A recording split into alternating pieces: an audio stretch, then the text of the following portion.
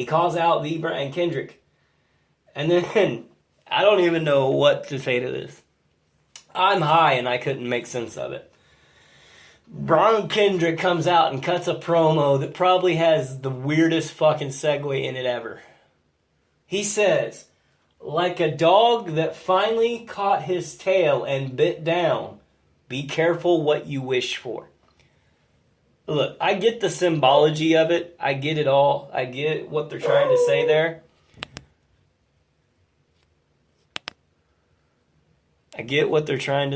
It was just... It wasn't a good line to give him. What the fuck was this kind of mix and match, fortune cookie, horse manure that you're babbling on about? It made no sense. I kind of get and understand what you're saying with it, but I had to think really fucking hard about it. A bright spot, though, at least you're not wearing those fucking neon pink, super tight leggings from Fastlane a night ago. Ooh, that was bad. Changing papers, changing topics, moving on with the show. We got to talk about New Day.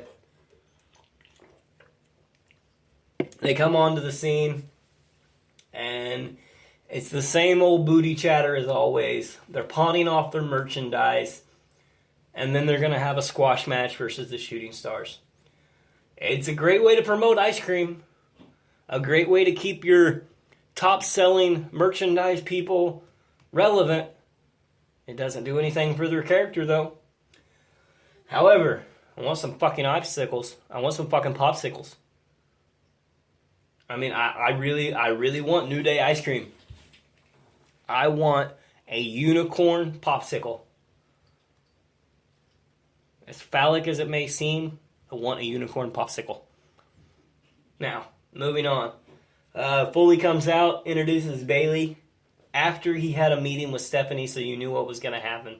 Gee, I wonder what's going to happen here. Call me jaded or I love the heels, but I don't really care about Bayley's storyline. Give me Charlotte's cockiness over Bayley's shy and oh shucks mentality. I'd rather see confidence. Stephanie comes out. Actually, we need to find out who the number one contender is. Sasha Banks, I'm going to learn how to talk one of these days, says that it's her. Charlotte comes down and says that she is in fact the number one contender. And then Stephanie comes down and the place blows up again with CM Punk chants. CM Punk chants come from everywhere. Mick calls Sasha the boss. Stephanie questions who his boss is. It's just, man, it sucked. They kept asking who the boss was, and I kept yelling at my screen that it was fucking Tony Danza. That's where my mind was. Anyway, moving forward, we had a match, Sasha versus Bayley, to see if it was going to be a triple threat at WrestleMania. If Sasha wins, it's going to be a triple threat. If Bayley wins, it'll just be double singles action, Charlotte versus Bayley at WrestleMania. You knew that it was going to be a triple threat. Going into it, you knew it was going to be. It was a boring match. At least we got to listen to Charlotte and Graves go on and on up on the commentary booth for a little while. And then they ran down how abysmal Byron Saxton was. It was good. It was a good little segment. I was just so bored during the match. I couldn't get behind it. Between that and the ample amount of commercial breaks, I almost didn't realize how fucking long this match was. Between the commentary of Charlotte and Corey Graves keeping me entertained, and I think the 3 commercial breaks during the middle of this entire segment, I almost forgot how long that it actually went on for. Almost. I do realize how long it went on for because it was fucking forever. I'm not real sure what kind of interference that was supposed to be at the end. Charlotte gets up on the apron, Sasha kicks off of her. I don't know if she was trying to help Sasha or help Bayley. But anyway, Sasha taps out Bayley, making it a triple threat with the bank statement. She kicked off Charlotte, I guess. Anyways, yeah, triple threat, WrestleMania, Charlotte, Bayley, Sasha Banks. That's what we have to look forward to. Same fucking match as always. Now, at the end, periodically through the show, there was things that just made me go, why the fuck are you airing that? None brighter than the every hour we had to fucking suffer through a Braun Strowman, Roman Reigns recap of what happened the night before. How many highlights do you need to show about a match that happened less than 24 hours ago? Jesus fucking Christ. It wasn't even that good of a match, and we fucking remember how boring it was. There's no reason to show us the replay every hour.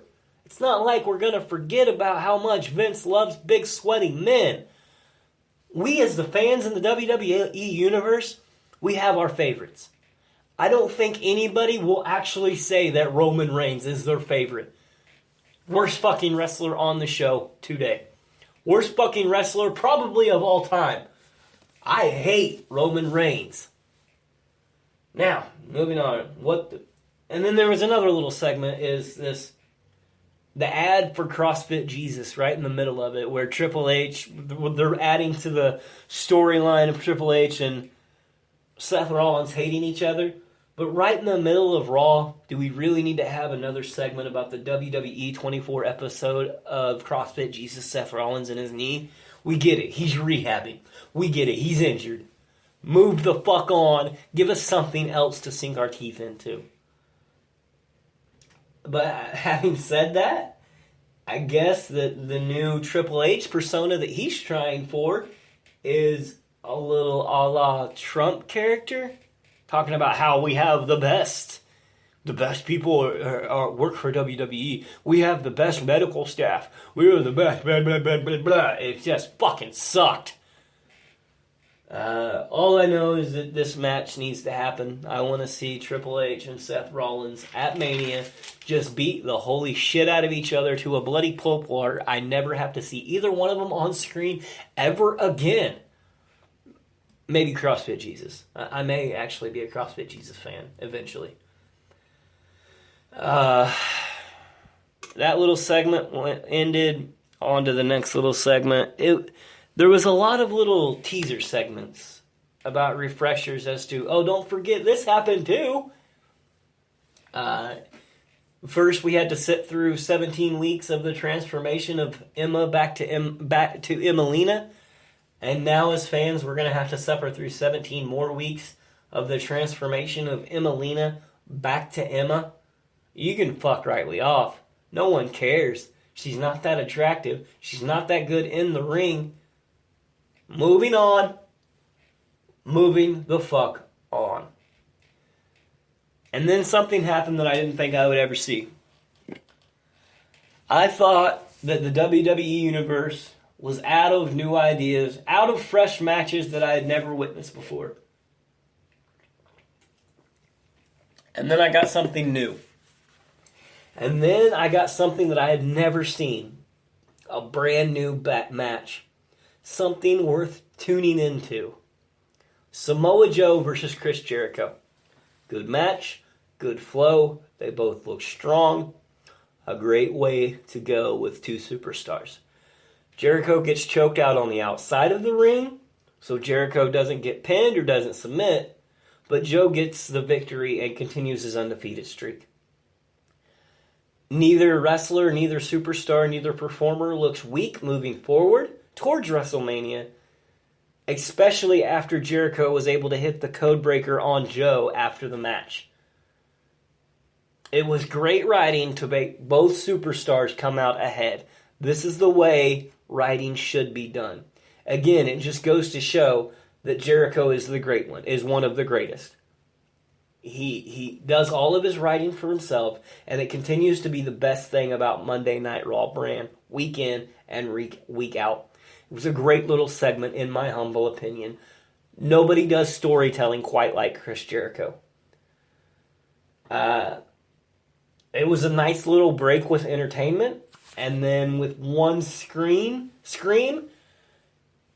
and what we thought was going to be an early Roman Reigns sighting,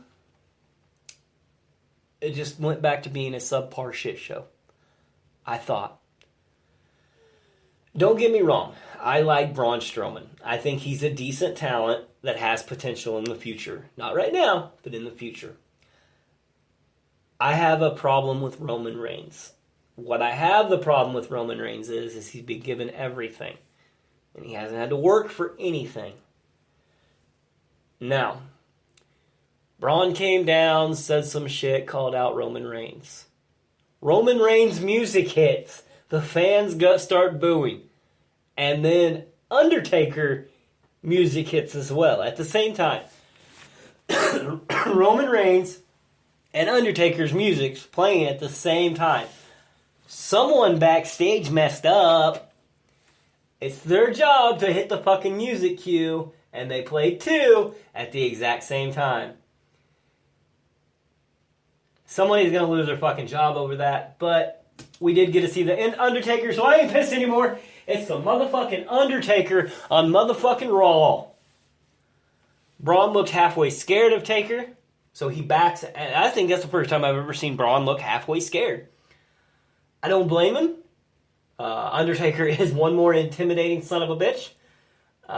Just listen to the crowd, would you? The holy shit chants. They were right. And then Braun ran away like a little pussy. Didn't expect it. The shit is this. And then the fucking actual music hits. Roman Reigns comes down. God damn it. Roman Reigns, bitch ass. We had something. We had something between Braun and Taker. So let's just fucking ruin it with Roman Reigns. Fuck you, you fucking teases. Taker does what everybody else wants to do. He just chokeslams the shit out of the little bitch ass Roman Reigns and walks away.